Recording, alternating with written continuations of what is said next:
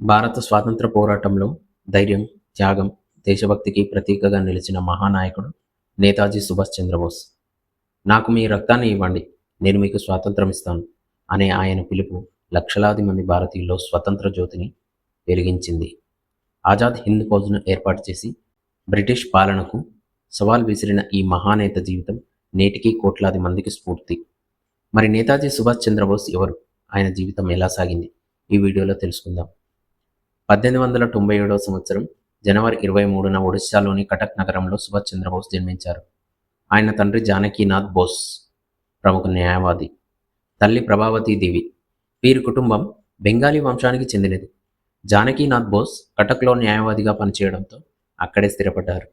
వీరి కుటుంబంలో మొత్తం 14 మంది సంతానం.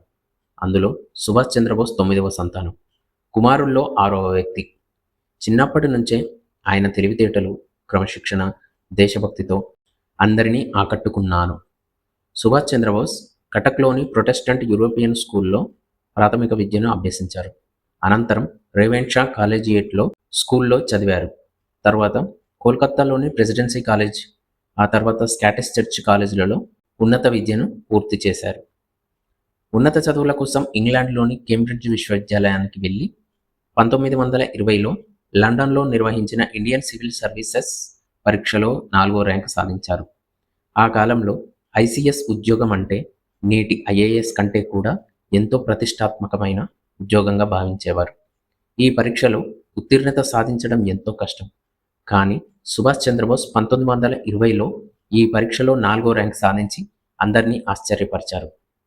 అయితే అందరినీ ఇంకా ఎక్కువ ఆశ్చర్యపరిచింది ఏంటంటే ఆయన తీసుకున్న ఒక నిర్ణయం. బ్రిటిష్ ప్రభుత్వంలో ఉన్నత అధికారిగా పనిచేసే అవకాశం వచ్చినప్పటికీ నా దేశ ప్రజలను బానిసలుగా ఉంచుతున్న ఈ ప్రభుత్వానికి నేను ఎలా సేవ చేయగలను అని తనను తాను ప్రశ్నించుకున్నారు. ఈ విషయాన్ని ఆయన తన అన్న శరత్ చంద్రబోస్కు రాసిన లేఖల్లో, అలాగే తన ఆత్మకథ అయిన యాన్ ఇండియన్ పిలిగ్రిమ్లో కూడా ప్రస్తావించారు. చివరికి 1921వ సంవత్సరంలో స్వచ్ఛందంగా ఐసీఎస్ ఉద్యోగానికి రాజీనామా చేసి తన జీవితాన్ని భారత స్వాతంత్ర పోరాటానికి అంకితం చేశారు. సుఖవంతమైన జీవితం కంటే దేశ స్వాతంత్రమే గొప్పదను నిరూపించిన ఆ నిర్ణయం నేతాజీని చరిత్రలో స్థిరస్థాయిగా నిలబెట్టింది. భారతదేశానికి తిరిగి వచ్చిన తర్వాత మహాత్మా గాంధీని కలుసుకున్నారు.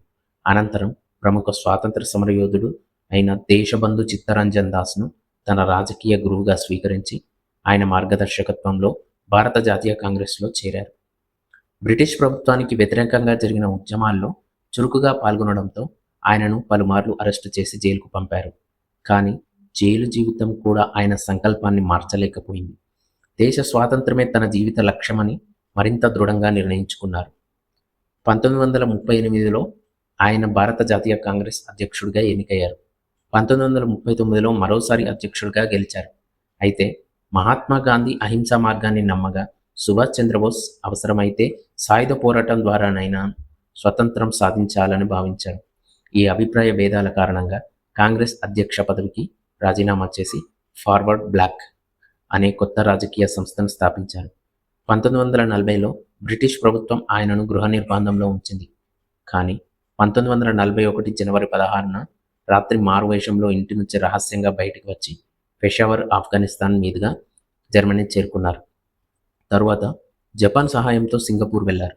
1943లో ఆయన ఆజాద్ హింద్ ఫౌజ్కు నాయకత్వం స్వీకరించారు. అదే సంవత్సరం ఆజాద్ హింద్ తాత్కాలిక ప్రభుత్వాన్ని ప్రకటించారు. భారతదేశాన్ని స్వతంత్రం చేయడమే ఈ ప్రభుత్వ ప్రధాన లక్ష్యం.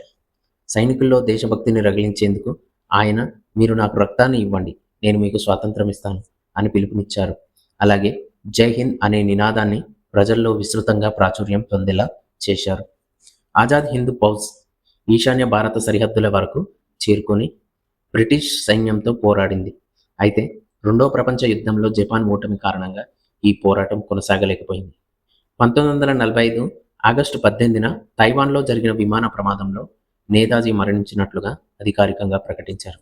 అయితే ఆయన మరణంపై ఇప్పటికీ అనేక సందేహాలు, చర్చలు కొనసాగుతున్నాయి. నేతాజీ సుభాష్ చంద్రబోస్ జీవితం భారతీయుల్లో ధైర్యం, త్యాగం, దేశభక్తిని నింపింది. ఆయన నాయకత్వం భారత స్వాతంత్ర ఉద్యమానికి కొత్త శక్తిని ఇచ్చింది. అందుకే ప్రతి సంవత్సరం జనవరి 23ను భారత ప్రభుత్వం పరాక్రమ్ దివాస్గా నిర్వహిస్తూ ఆయన సేవలను స్మరించుకుంటుంది. నేతాజీ సుభాష్ చంద్రబోస్ ఒక నాయకుడు మాత్రమే కాదు, స్వతంత్రం కోసం తన సుఖాలు, భవిష్యత్, ప్రాణాలనే పణంగా పెట్టిన మహాయోధుడు. ఆయన జీవితం తరతరాలకు స్ఫూర్తిగా నిలిచిపోతుంది. జై హింద్.